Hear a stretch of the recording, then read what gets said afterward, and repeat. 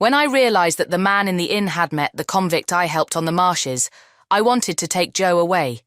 Before we could go, however, the man took out a new coin. He wrapped it in some paper and gave it to me. "This is yours," he said, "but be careful." Feeling frightened, I took the coin and left with Joe.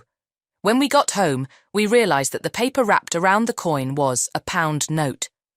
Joe went back to the inn immediately to try to find the man and return his note to him. However, the man had left. Mrs. Joe put the £1 note on a shelf where it would be safe, and there it remained. On my next visit to Miss Havisham's house, Estella took me into a gloomy room where 3 ladies and a gentleman were waiting. They were Miss Havisham's relatives, Sarah Georgiana, Camilla and Raymond Pocket, and they had also come to see her that day. A bell rang far away. Miss Havisham was ready to see me. Holding up her candle, Estella led me through the dark house. "Well, boy," she asked, "am I pretty?" "Yes, you are very pretty." "Why don't you cry?" she asked, looking unkindly at me. "I'll never cry." "Again," I said. Just then, we met a large, dark-haired man on the stairs. "Ah, you are a neighbour, I think?" he asked. "Yes, sir," I replied. "Why are you here, boy?" "Miss Havisham asked for me," I explained. "Well, behave yourself. This is not a place for children to play," he said, before walking away. I thought that he might be a doctor, and I continued walking up the stairs. I soon found myself in Miss Havisham's room again. Everything was the same as before. "So, are you ready to play?" she asked. "I don't think I am, madam," I replied. "Well, do you want to work then?" I said that I did, and she told me to wait for her in the dining room opposite. When I entered the dark room, I could see a long table laid with a tablecloth and plates prepared for a wedding celebration, but now covered with spiders' webs. The room looked like it had been exactly the same for many years. There were spiders and mice everywhere. I was looking around the room and watching the spiders when Miss Havisham came quietly into the room behind me. "What do you think that is?" asked Miss Havisham, pointing at a tall shape in the centre of the table. I went closer. "It's a cake, Pip, a wedding cake. Mine," she went on. "And now, walk with me." She asked me to walk with her around the room, which we did for some minutes, until Estella and the Pockets came in. They asked about Miss Havisham's health and wished her a happy birthday, but she sent them away. "That wedding cake was brought here a long time before you were born," Miss Havisham told me, "and everything is still here." She stood for a long time looking at the table. Then we returned to her dressing room, and Miss Havisham told Estella and me to play, so we sat down to play games in her dressing room, but this time Estella refused to speak tome. Finally, Miss Havisham asked me to return in a few days and allowed me to leave. Estella led me out of the house, again put my food and drink on the ground and shut the door.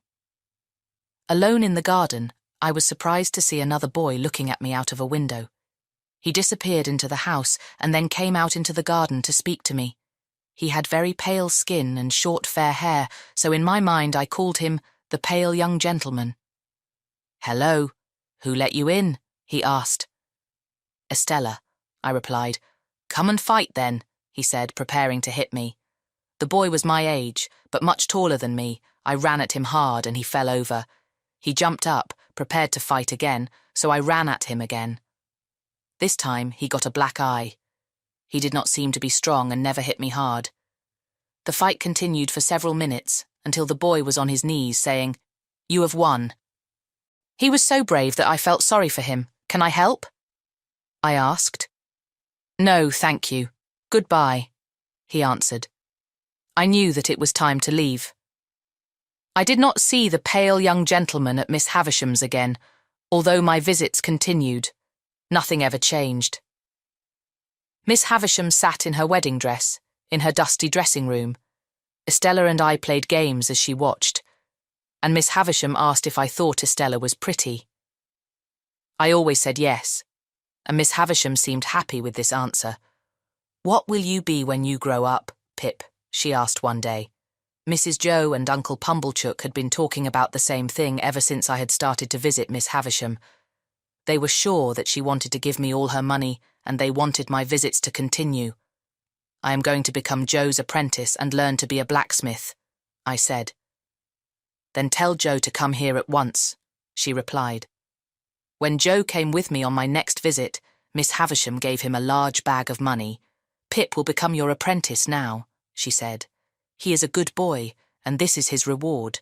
The money is to pay for his apprenticeship, but that's your lot. This is all you will get from me, Mr. Gargery. Shall I visit you again, Miss Havisham? I asked. No, she replied. Joe is your boss now.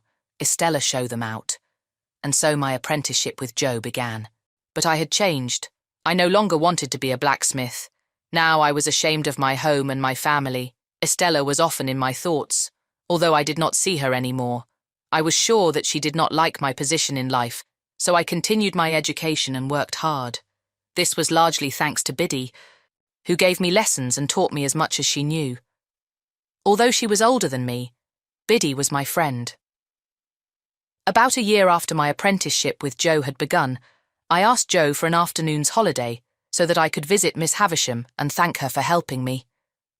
When Orlick, Joe's workman, heard that I was going, he was very angry. He did not think it was right that I should have an afternoon's holiday. While he could not have one too, I did not like Orlick. He was large and slow, and he often tried to make my life difficult at work. An argument began between Orlick and Mrs. Joe, who wanted me to see Miss Havisham again. In the end, Joe had to stop them. But there was something strange about Orlick, but I could not put my finger on what it was.